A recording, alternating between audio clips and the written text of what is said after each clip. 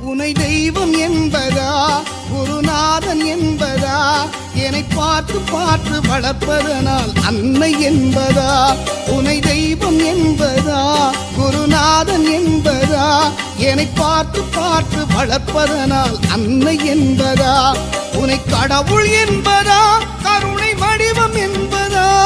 உனை கடவுள் என்பதா கருணை வடிவம் என்பதா ஐயா ஞானதானம் தந்த உன்னை தந்தை என்பதா உனை தெய்வம் என்பதா குருநாதன் என்பதா